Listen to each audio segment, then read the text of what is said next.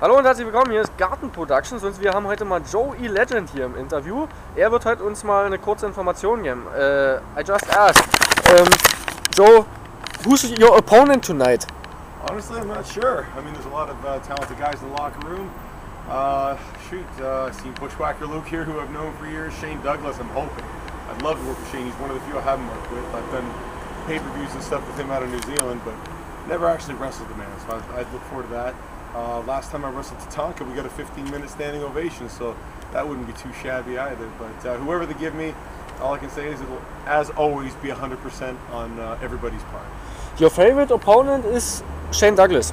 Well, I haven't worked him yet. I haven't wrestled Shane. I'm a big fan of his work. I've enjoyed it, and I'd like the experience of having worked him. So that would be the one of the guys who I haven't worked with that I'd like to. If it's somebody I've already wrestled before, then yeah, I wouldn't mind going another couple rounds with Tatanka. Tatanka, yeah. What can the fans expect from for the Legend Tour today? From what I can tell from the last couple of Legend shows I've done, it's fun. Most of the wrestlers who show up at a lot of indie shows are just kind of there to collect a paycheck and run out the door.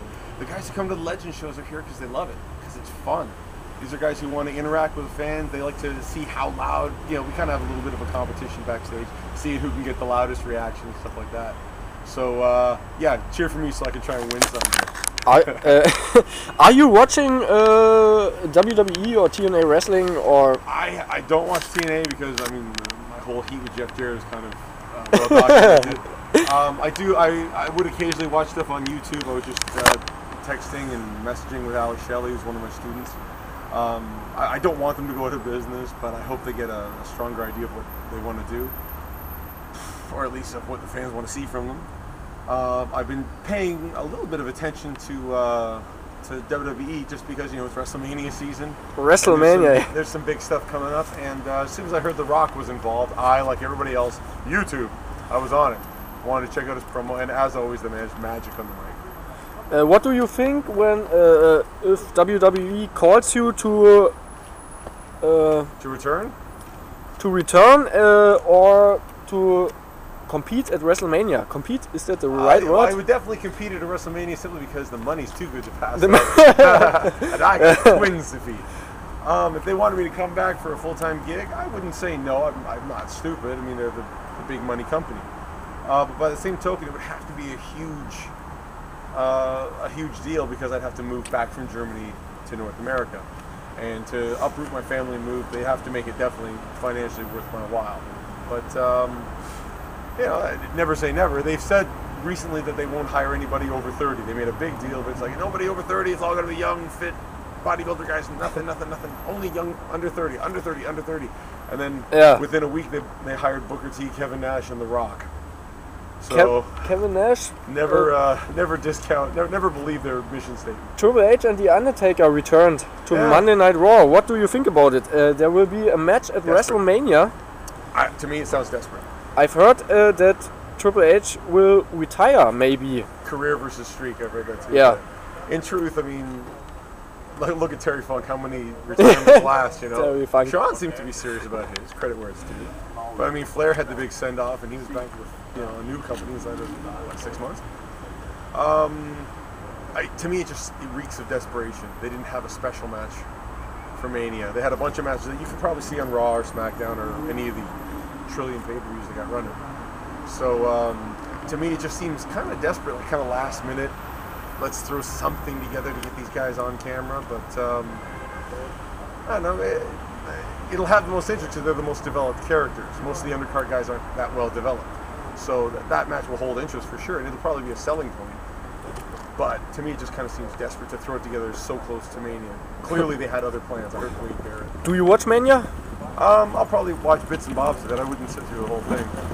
Last question. What do you think about ECW 2.0? The WWE's version of ECW? Is that what you're talking about? WWE's version of ECW. ECW. Dropped the ball. I think they had the wrong idea of what ECW was, what ECW was about. And also just the whole idea of ECW. ECW was counterculture. ECW was the rebellious. We're not the big leagues. Like we're big league talent, but we're not big money. We're the guys with heart. When they're owned by the big league company, it all of a sudden becomes against everything ECW kind of stood for. The whole kiss my ass. We're here because we want to be. And then Mark Henry is the champ. That's clearly not ECW. I like Mark, nice guy, but that wasn't an ECW image guy for an ECW champion. CM Punk was about as close as they got of a new guy as an ECW champion. And Christian always has good matches, so he was a good choice to be ECW champion. But I don't know if he fit the ECW mold. Who's your favorite new superstar? Upcoming superstar? Ziggler? Yeah, nice guy. John Morrison. John Morrison. John Morrison. What do you think about John Morrison? I never think about it. If you have to say something to John Morrison, do it now. John Morrison. Watch this program. John Morrison. He's a handsome kid. He's got a great physique. He's a hell of an athlete. He's got a pretty good gimmick. The only thing I think he needs to work on is promos. But that's everybody's got their own priorities. And my wife has a huge crush on him. The whole thing is that he gives me every reason to hate his guts and be jealous of him. But then on top of it, he's like the nicest guy in the world. So I can't even be mad at the guy because he's got everything on me. But if I were Vince McMahon, I would strap a rocket to him and shoot him straight to the moon. He is, I think, the future of the company if he's used correctly. Though I got a bad feeling they'll kneecap him and drag him down before he gets a chance. I think they'll kill him off and then push him, but by that time he won't be drawing the money they wanted to draw. I'd have him shooting right to the top immediately. Alright, thank you for my pleasure. that interview. Joey Legend bei Garten-Productions. www.garten-productions.de. Tschüss, bis dann.